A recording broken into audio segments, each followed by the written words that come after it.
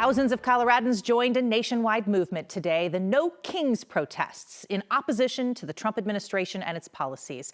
This is now the second protest of its kind, and here in Colorado, protests span the state. The largest group by far, though, gathered in downtown Denver. Huge crowds filled the front lawn of the state capitol before they marched through the streets of Denver, at one point filling up several city blocks. Thanks for joining us tonight. I'm Jennifer Meckles. Today's protests across Colorado were peaceful, and that larger, organized group in downtown Denver mostly went home by late afternoon. Late tonight, Denver police says there were some smaller groups of demonstrators that stuck around to march through the evening. Tonight, DPD tells us they've made 12 arrests and had to disperse a group before they could get onto a highway. In context, though, we saw thousands upon thousands of people filling the streets of Denver for hours today with no issue. And as we look at this national protest story, what makes these No Kings protests different than last time is how Republicans have characterized the protesters as extremists and terrorists. We refer to it by its more accurate description, the Hate America rally, okay? And I'm not sure how anybody can refute that.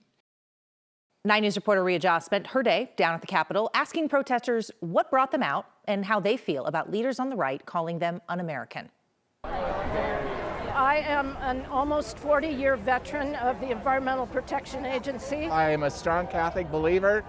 I'm also a 65-year-old Mexican-American. This is my great-grandson, this is my son. Obviously, we are the future of this country. These are the No Kings protesters who President Trump and his Republican allies are describing as a national threat. I mean, look around. There's people in whale costumes. There's grandmas. I'm a grandma. This is anything but a terrorist organization or activity. This is what democracy looks like. Top Republicans calling Saturday's No Kings demonstrations the work of Antifa, a movement the president recently designated as a domestic terrorist organization. It's just plain scary is what it is. But honestly, it shows that we're not using the government to care for people. We're using the government to attack people and to make them scared, which is more, I would say, terrorism than anything else. The label is intimidating, but for many here, they are confronting their fears by facing it head on. The Speaker of the House, along with all of the sycophants in Washington, are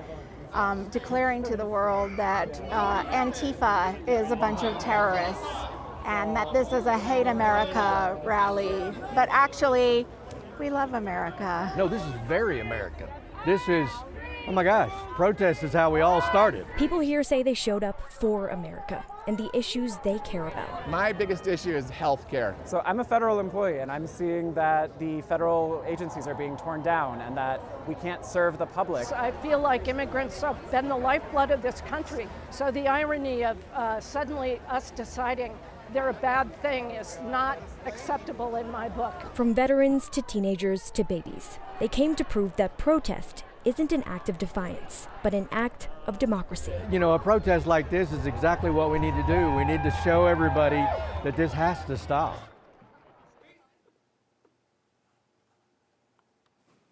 That was Rhea Ja reporting. Those protests stretched far beyond Denver and Colorado today. We saw crowds in Boulder, Longmont, Littleton, Fort Collins, even a group on the Overlook in Genesee over I-70. These protesters also pushed back on claims that rallies were un-American. None of these people feel like terrorists. There's a lot of joy, there's a lot of happiness, there's a lot of smiling. These are the happiest terrorists I've ever met. The rallies we saw in Colorado were all part of a larger movement in cities across the country. Marches are happening as immigration raids and arrests ramp up, as well as the Trump administration sending National Guard troops to Democratic-run cities. The Trump administration says that move is to help fight against rising crime and protect federal property. Protesters, though, and Democratic leaders in those cities say it's government overreach.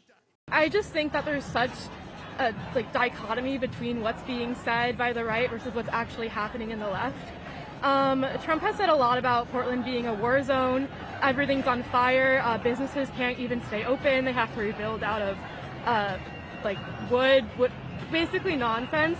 Our nation's democracy is at stake, and we are here to say we are a nation that will not be bowing down to any authoritarian rule. Just a couple examples of some of these protests around the country. There were roughly 2,500 scheduled protests that happened across the country today.